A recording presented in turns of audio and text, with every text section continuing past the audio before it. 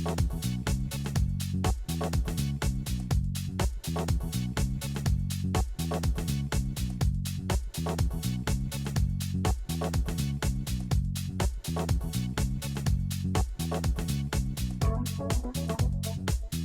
we're going to get started now, so if you would please take your seats. Thank you. We have a few more coming in.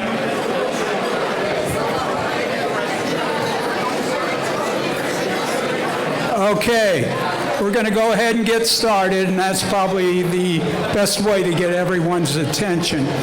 My name is Tom Flavin, and I'm the CEO of the Burbank Chamber of Commerce, and it's my pleasure to introduce our chairman for 2016, Eric Foster, who will...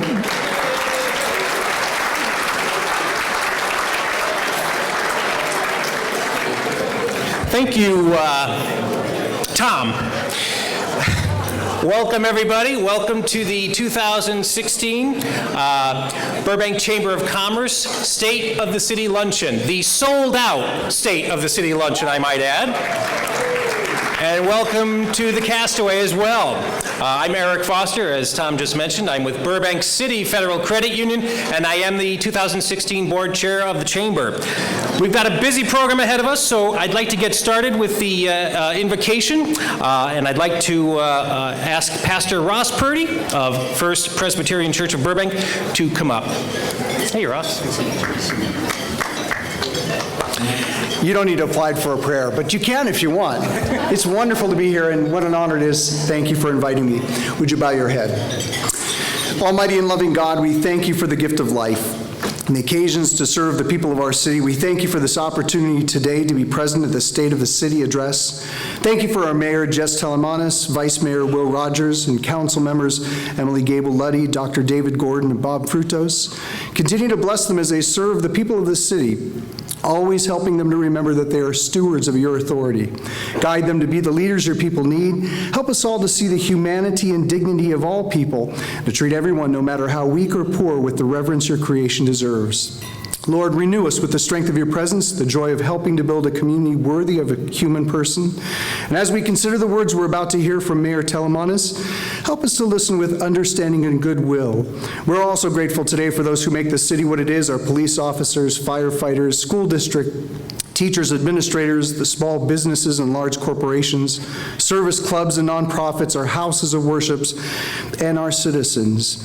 And thank you for the administrators of the city as well. And now we pray for the food that we're about to receive. Bless it to our bodies, that it may strengthen us for the work today. This we ask in the one who loves us more than we can ever begin to imagine. Amen. Amen. Thank you, Ross. Pastor Ross. And now the flag salute will be led by Burbank Chamber of Commerce board member, Barry Burnett.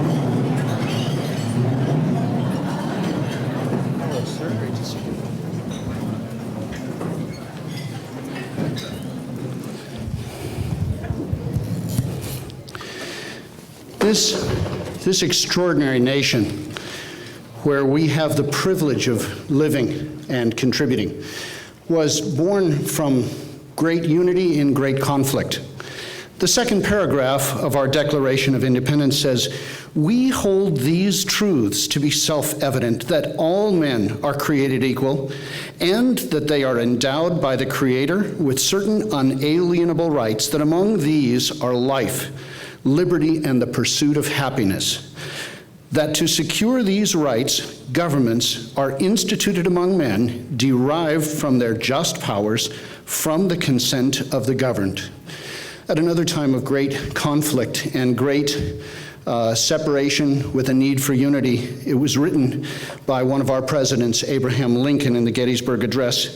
He, and I quote just parts, it says, "Conceived in liberty and dedicated to the proposition that all men are created equal." And he concludes his 88 words, "That we here highly resolve that these dead shall not have died in vain, that this nation under God shall have a new birth of freedom, and that government of the people, by the people, for the people, shall not perish from the earth. Shall we renew our pledge of allegiance to this great nation? Join me. I pledge allegiance to the flag of the United States of America and to the republic for which it stands, one nation, under God, indivisible, with liberty and justice for all. Thank you, Barry. And now I invite Pat Walmsley to come up, who will sing our national anthem.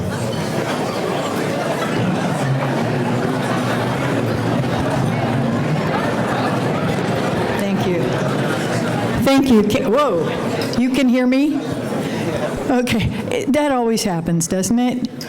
You just sit down and then, get back up, and or somebody comes to see how you're doing and you have a mouthful of food. Anyway, just to kind of lighten the moment, because I'd like you all to join with me as we sing our national anthem. And it's just wonderful to be here in a group of loving people who care about our country and about each other. Okay, I'll sing it alto so we can all sing it.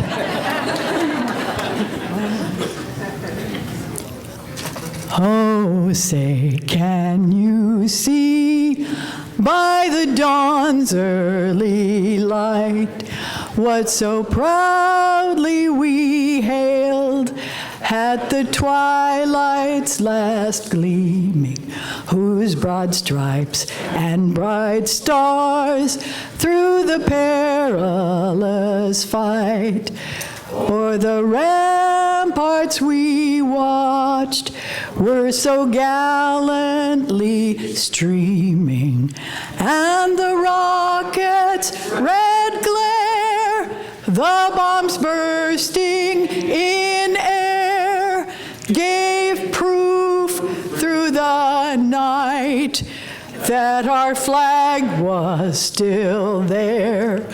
Oh, say, does that star-spangled banner yet wave o'er the land of the free and the home of the brave?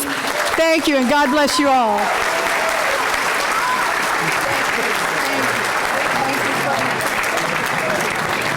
Beautiful. Thank you, Pat. And now let's enjoy lunch. And so now I would like to introduce the person who gets to introduce the mayor's program. How'd that work out? I'm not quite sure. He is the incoming chair of the Burbank Chamber of Commerce for 2017. He is Mr. Lee Walkner.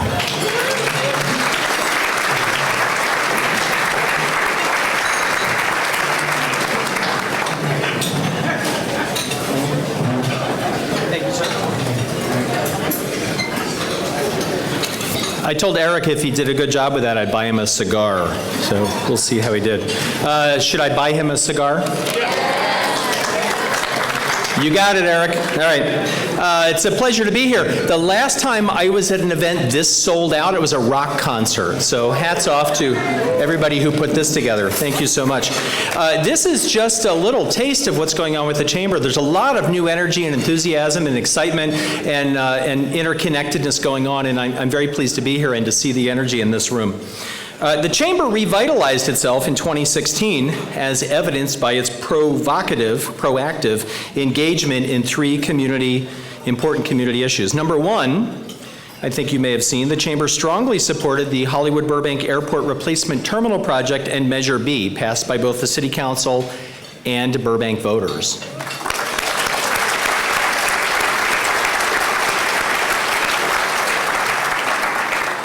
I think 10, 20 years from now, people will look back on this as a key moment in the positive evolution of Burbank. The Chamber strongly supported the Walt Disney Company's development rights extension to 2035, passed unanimously by the City Council.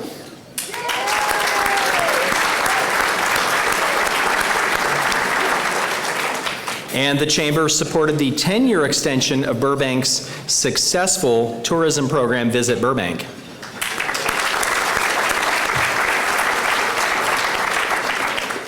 We believe the passage of all three of these issues helps to build a strong foundation for Burbank's future.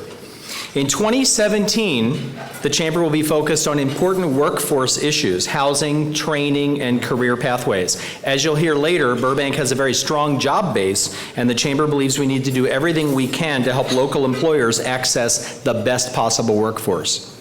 That's just one of several efforts where the Burbank Chamber's partnership will benefit the entire community. So we're proud to be partnered with everyone on these important issues. With that, it's my pleasure to introduce the 2016 State of the City program presented by Mayor Jess Talamantes. Hello, I'm Jess Talamantes, Mayor of the City of Burbank. Growing up in Burbank has provided me with lots of memories. Attending elementary school, already dressed for my first council meeting, playing football in high school, coaching my own children and teaching them the value of teamwork and sportsmanship, and serving for more than 30 years as a Burbank firefighter. These are just some of my memories, but we all have moments we carry with us. So I went out and asked members of our community what's one of their earliest memories of Burbank. Memories of Burbank, gee whiz. Playing baseball for the Millridge White Sox, going to the Civitan Parade. Civitan Day was always something we look forward to. In 1966, coming with my brother, because we were going to buy ourselves a car. We'll organize a team at the First Christian Church. And Debbie Reynolds was Miss Burbank. That's something you don't forget.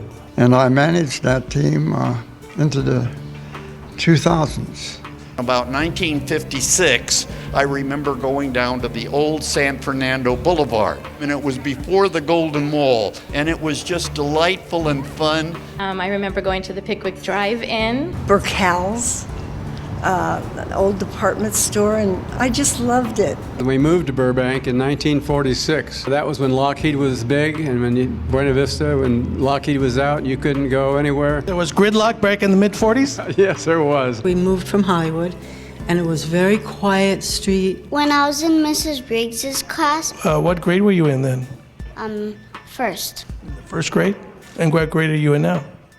Second. Okay, so that was last year. Okay. He was at the YMCA and they had the parking lot. We could ride the streetcar for 15 cents, take it anywhere. The parking lot was tipped, and whenever you hit the ball, those little kids, they couldn't catch it, and it would roll down and they'd have to start all over again. My daughter used to love to walk on San Fernando back and forth without any worries of cars coming. I like to ride my bike on the bike path in Burbank. So my first experience was Tommy's Burgers right down the street from here. I needed to apply for a job, and one of them was Burbank, and I had no idea where Burbank was. I went somewhere with my friend Allison. Where did you go? We went to a park. I literally grew up at this park. This area is both a sacred ground to me and also it's memories of my childhood. We used to play Overline here at McCambridge. Wonderful memories. I had been hired as a new assistant to the city manager in the newly formed city of Simi Valley. Newly formed, I was the 13th employee hired.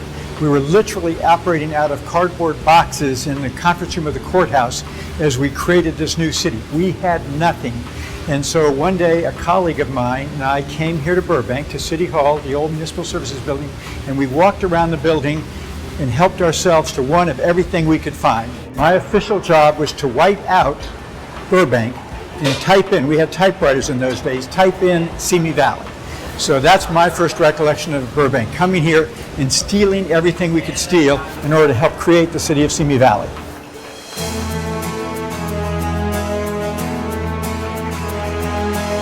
This is the 2016 State of the City presentation. Please welcome Burbank Mayor Jess Talamantes. Some of those memories, were they awesome or what, huh? I particularly like two. The second grader that remembers when she was in first grade, and Mr. Bud Overham stealing everything from Burbank. So good afternoon. Thank you for joining us for the annual State of the City Address. Before we begin, I'd like to take a few moments to thank a few people for making this day possible. I'll start with the host of today's luncheon, the Chamber of Commerce. I appreciate, thank you.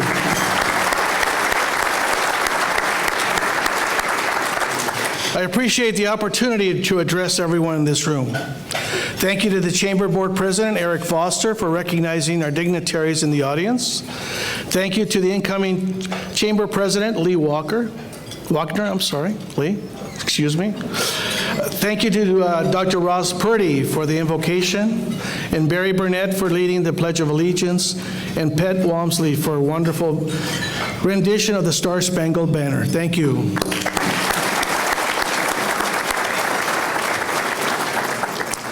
Thank you to City Manager Ron Davis for his leadership over the last 9.5 months.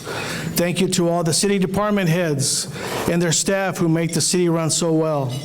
And I'd like to recognize my fellow council members. Vice Mayor Will Rogers is here.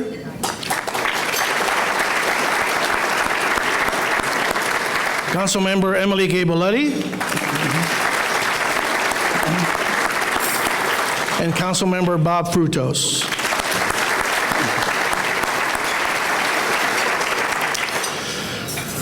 Five years ago, during the State of the City Address, I stood before many of you as Centennial Mayor.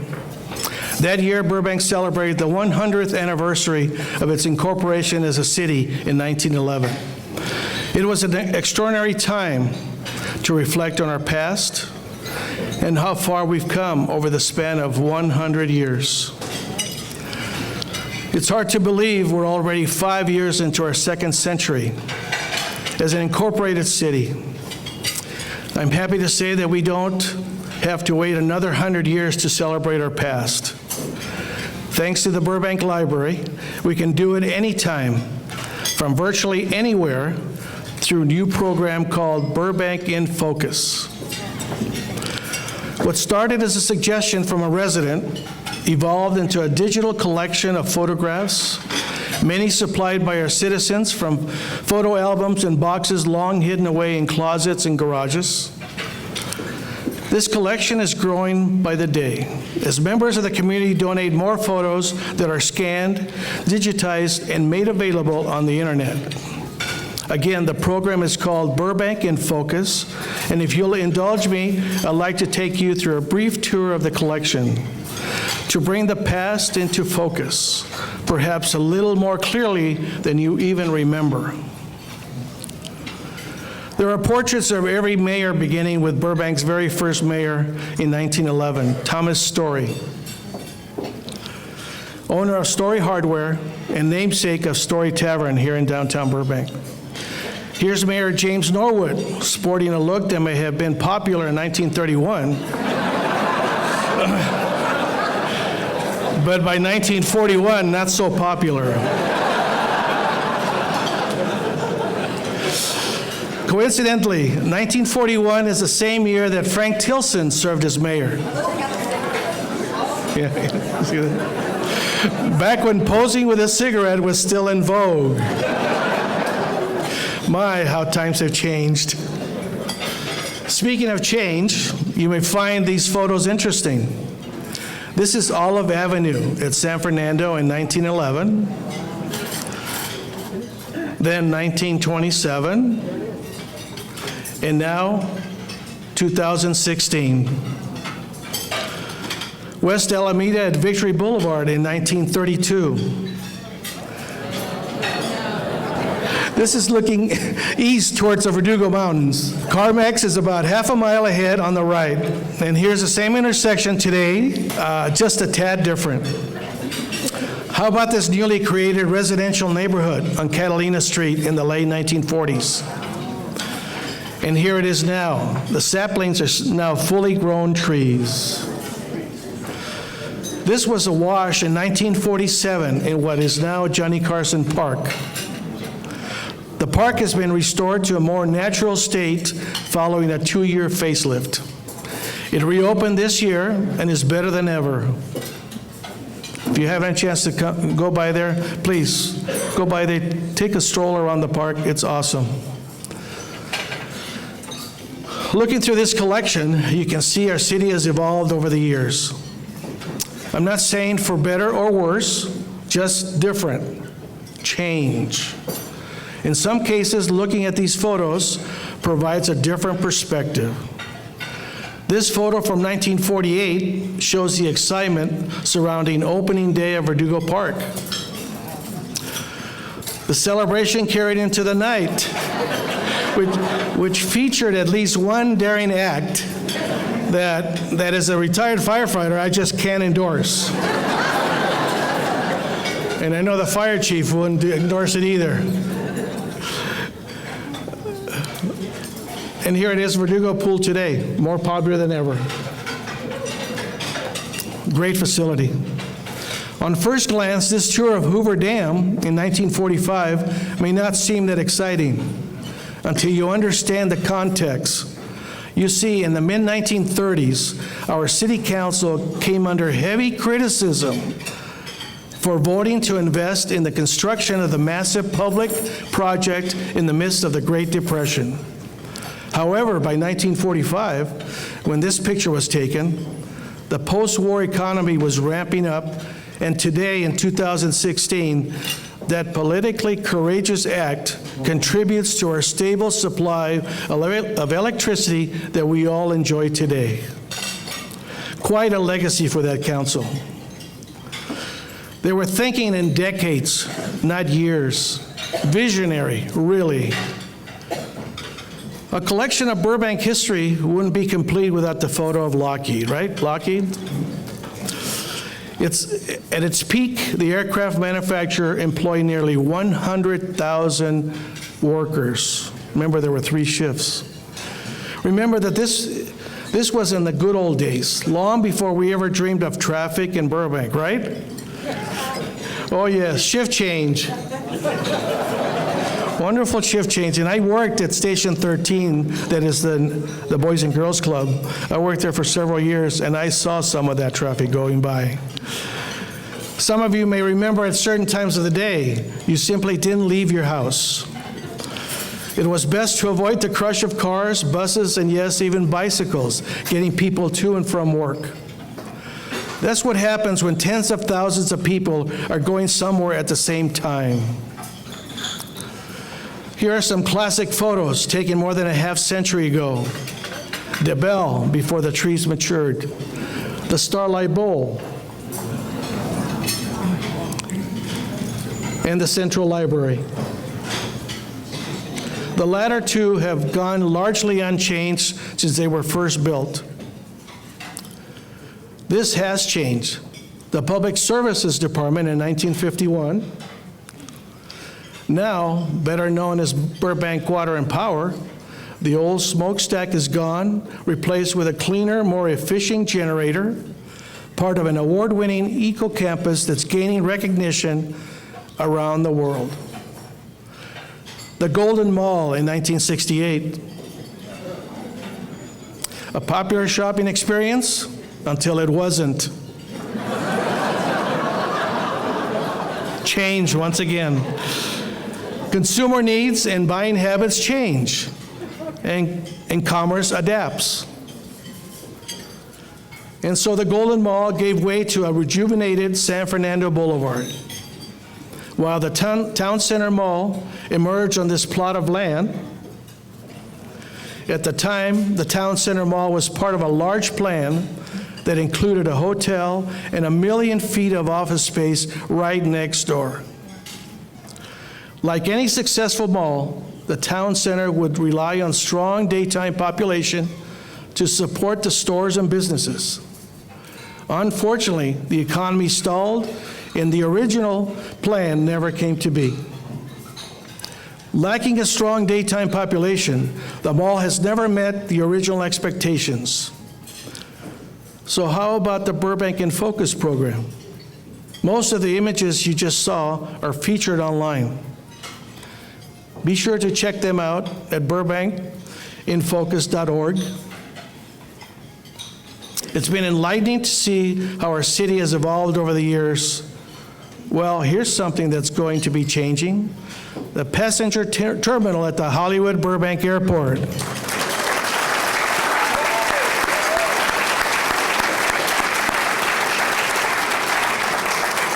As you all know, Burbank residents spoke 8 days ago and overwhelmingly voted to pass Measure B. Nearly 30,000 Burbank voters weighed in on this decision.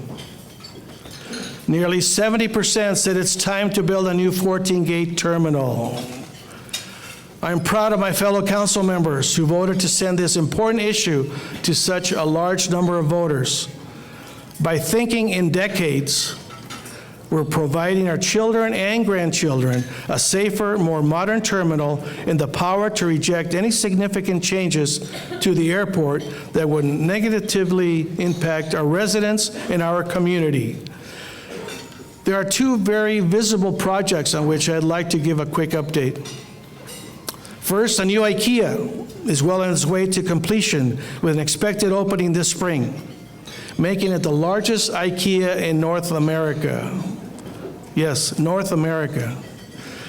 Improved access, improved parking, improved loading area, definitely a change for the better. And Caltrans, we all know about Caltrans projects, continues its improvements on the 5 freeway. Yes, be patient, please. I've been saying that for 3 or 4 years now. I think when I was mayor 5 years ago, I started that, be patient. Be patient. As part of the Empire Interchange project, the elevated train crossing at Buena Vista is expected to be ready in early 2017. This will create a safer intersection for residents and visitors. At the Empire Interchange, on and off ramps and an underpass connecting North San Fernando with Empire make it easier to get to the Empire Center and the airport. We're told that the southbound ramps may be open late 2017 and the entire interchange fully operational by mid-2018. It all depends how much rain we get. Once that happens, crews will begin tearing down the Burbank Boulevard Bridge. That's going to be the biggie. It will be rebuilt and opened after crews add another commuter lane to the freeway and smooth out the Burbank Bend to help traffic flow more smoothly. That should take about 18 months, but the contractor has been given incentives if they finish early. We're encouraging them to take advantage of those incentives. So the earlier the better. Although you won't be able to cross the freeway during this time, the on and off ramps will remain open. The Downtown Business Partnership recently invested more than $300,000 to beautify downtown Burbank, including upgrades to pedestrian alleys. Diners have more choices with the arrival of Wood Ranch, while poke and taco lovers now have multiple choices. And the Yard House is coming soon, just steps away from the AMC 16. The Hilton Garden Inn is now open for business on South San Fernando. That's good news for the tourists who are making Burbank the place to visit. Tourism is very strong in Burbank. Hotel occupancy rates continue to improve every year. So far, for 2016 through September, 87% of hotel rooms are filled, up from a very solid 74% just 5 years ago. The Burbank Hospitality Association generates revenue through a 1% assessment on hotel rooms rates. That money is used for promoting Burbank as a tourist destination. And boy, has it been successful. In 2015, more than 3.1 million visitors stayed in Burbank and spent nearly $725 million. Is that amazing or what? I mean, all those visitors coming to Burbank.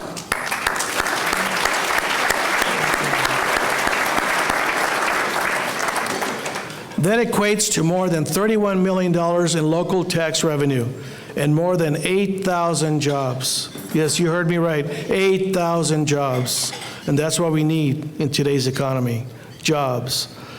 And that's before the Wizarding World of Harry Potter opened at Universal Studios. The Visit Burbank campaign has been so successful, Council recently voted to renew the Business Improvement District for another 10 years. By the way, these statistics are in the city's Economic Development Department's annual report. Everybody can take one of these home and read it at your leisure. Be sure to take it with you. You'll find plenty of interesting business statistics. Where's Mr. Overham? Is Mr. Overham here? Is he still looking for new information for Burbank? Including a closer look at our workforce and demographics that break down the type of consumers we have here in Burbank. So we know people like to visit Burbank, and no surprise, people want to live in Burbank. Burbank's median home price is now $725,000. Compare that to LA County's median price of $545,000. Burbank is 33% higher. Yes, we can attribute that to large number in part to the top quality services offered here. A recent article in Business Insider rated Burbank the 16th safest city in America. The Burbank Police Department leads the way in modern policing standards. It is now one of only 16 accredited law enforcement agencies in all of California.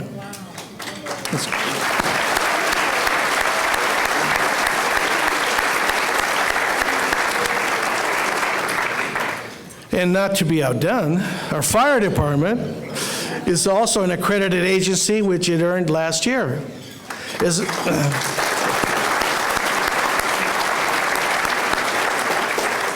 As a result, Burbank Fire has been elevated to a Class 1 agency. And as a former firefighter, I can tell you this is a big deal. Thank you. Congratulations.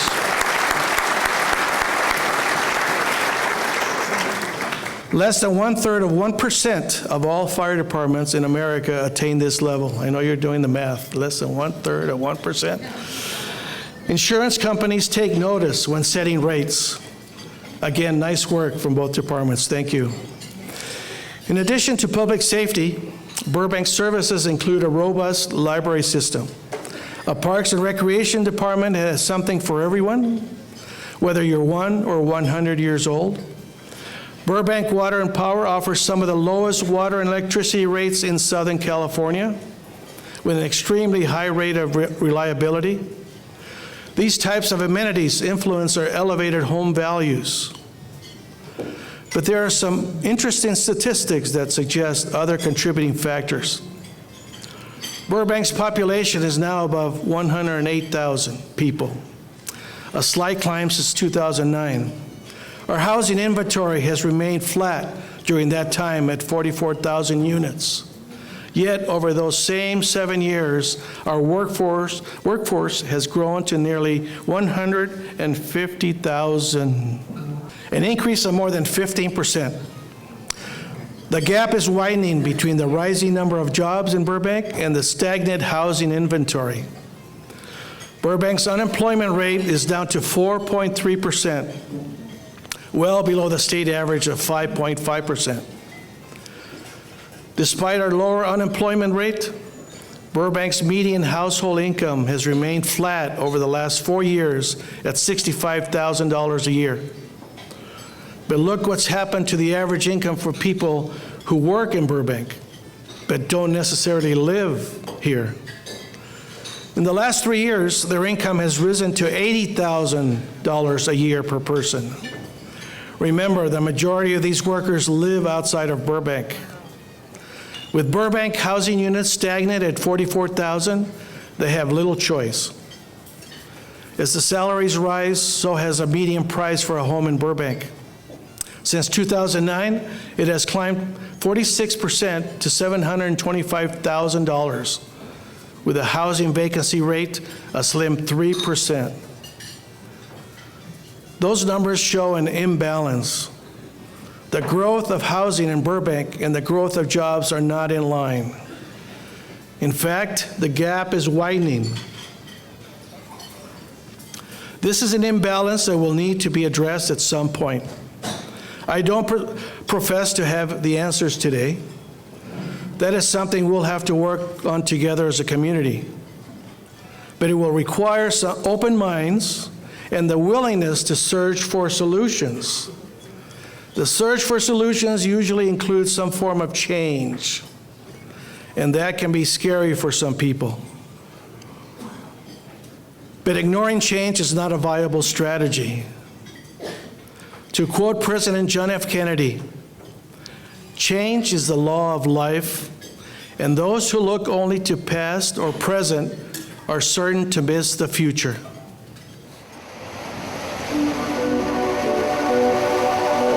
Change, like waves in the ocean, never stops.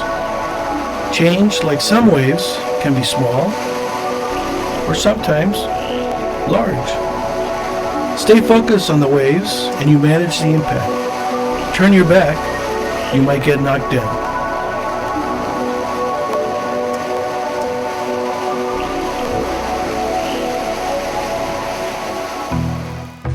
Tom Flavin, former Burbank mayor and now CEO of the Burbank Chamber of Commerce, knows of change, especially when it hits like an economic tsunami. I remember the day very well. It was May 3rd, 1990. I'd become mayor on May 1st, 1990. And it was at the breakfast table when I was reading the LA Times and read a headline that Lockheed is moving to Marietta, Georgia. And that was the first I'd heard of it. Lockheed, which employed tens of thousands of people at its peak, had been downsizing for years. But the finality of the sudden announcement in 1990 meant 10,000 people would no longer work in Burbank. The loss of so many jobs at once suggested that a devastating ripple effect would follow. But opportunity emerged as the initial shock faded. Then it was a process of, okay, we've got 325 acres here that are going to be vacated over the next couple of years. Where do we go with that? Mayor Flavin, his council colleagues, and the city manager made decisions that replaced heavy industry and gave rise to retail and the tax revenue it would generate. In addition, they nurtured a stronger media presence to increase the number of high-paying jobs. So we were confident that if we did this right, at the end of the day, we could rebuild with more jobs, better jobs, higher tax revenues, and a cleaner environment. Burbank managed to change by creating a diversified economy to reinvent itself.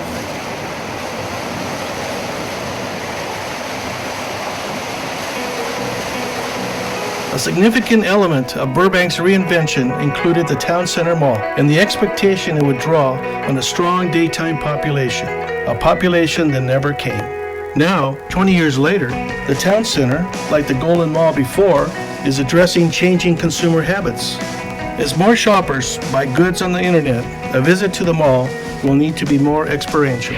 This animation shows the big changes that are coming as the mall goes modern.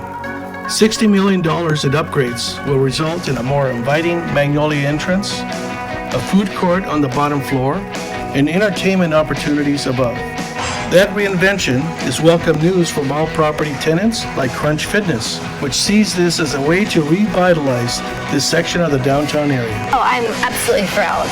If we can bring, especially this urban area, a little bit more progressive, it keeps people living in Burbank. I always say that we want to keep our family and our relatives living in Burbank. We want their children to live in Burbank. We want their children's children to live in Burbank. We want Burbank to thrive. While the Town Center Mall adapts to changing customer tastes, I was curious to see how another business here in Burbank is embracing changes in technology. Mr. Craig, glad to meet you. Mr. Mayor, thanks so much for coming. Thank you very much. More and more television viewers are switching to smartphones and tablets. The Disney-owned ABC television network has not only adapted, it's embraced the rapid advances in technology. All right, so this is really the nerve center of our technical operations. So all the folks here are developing our apps or working on brand new apps for ABC or any other television networks. ABC was the first broadcast network to offer programming on the iPad. In addition to its traditional programming, ABC has proactively built apps and created shorter, bite-sized content to serve the needs of a diverse customer base. So we're constantly looking forward with our eyes and ears open to see what's out there. And when we start to see a trend develop, whether that's in the consumer electronics market or even just a technological advancement, we start to move to that direction. These employees are making products that will be seen around the world. Here in Burbank, they're a reflection of our evolving workforce. A workforce that is approaching nearly 150,000 people. Of those, nearly a quarter now work in broadcasting or entertainment, with many making over 6 figures. They've helped push Burbank's median income past $80,000 a year. This is the changing face of Burbank's workforce, with more to come. Nickelodeon's expansion is nearing completion and will bring with it 450 more jobs based in Burbank. This nondescript building between the 5 freeway and the new IKEA is being prepared to house hundreds of high-paying IT support jobs for a major media company. And this weekend, more than 6,000 animation professionals from around the world are coming to town for the Creative Talent Network Expo. Burbank's reputation as a media hub has helped a popular 3-day event grow every year, a byproduct of Burbank's reinvention sparked by the Lockheed departure 25 years ago.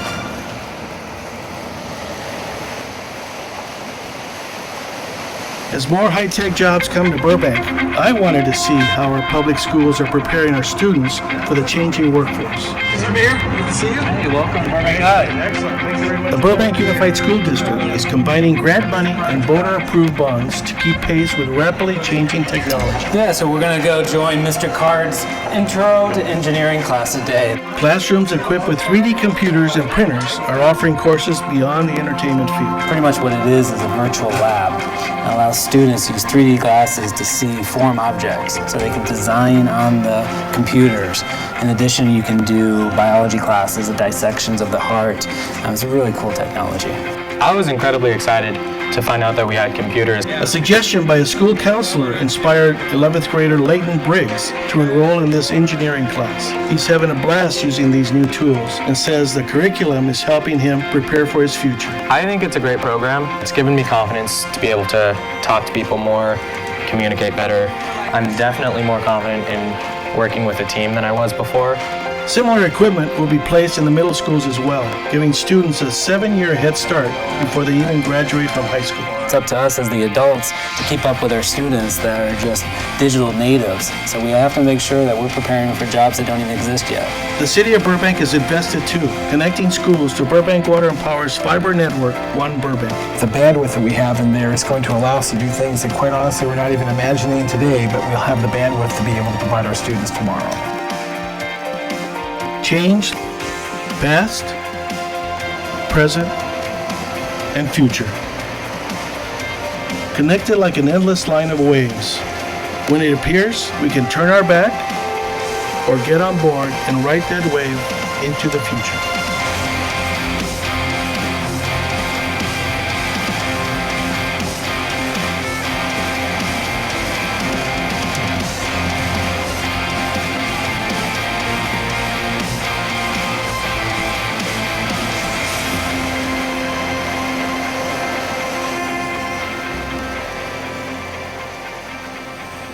You know, after looking at all this and looking at our past, you just watch an example of Burbank's ability to manage change. And I realize for some people, change is very difficult. You know, depending on what you're talking about in regards to change. I've heard many comments over the last 8 years that I've been on council. We want to go back to the 60s. Why can't we keep it the way it was? Less traffic, right? Less headaches, the pressures that we face today. And when it comes to traffic, I use myself as an example. We had 4 in the family with 1 car when I was growing up. But now when I have 5 in the family, how many cars? Maybe even 6. You know, so it's, you know, it's part of us that we're creating, and we just need the convenience. You know, change was thrust upon us with the departure of Lockheed.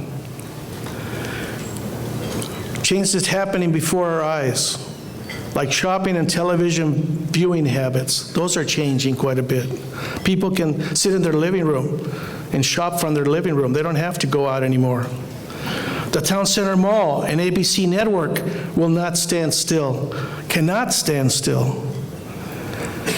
And the change that's yet to come as our schools prepare for our young people for a world that refuses to stay the same. More waves are coming. They never stop. I invite you to join me. Let's get on board and together ride those waves into the future.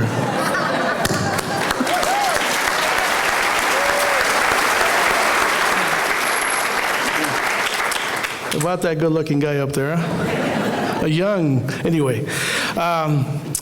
Once again, before I say my thank yous to everybody for coming, I want to introduce my family that I neglected to introduce. I got my mom is here, my mom B is here. My father-in-law, Pat Boydler, is here. My wife, Sandy, of 41 years, is here. I've got my daughter, Kristen, who happens to have a nine-month-old boy who is our second grandson. 10 months, I'm sorry, 10, he's getting older. I just want to share this with you. We have 2 grandkids. My son Eric, who's not here right now, has a girl. She's like 18 months old. I guess I got to catch up on these dates. So there's a girl there, and then Kristen has a 10-month-old boy. And Eric and Tracy just told us a few months ago that they're having another girl in December. So we're looking forward to 3 grandkids, and that's awesome.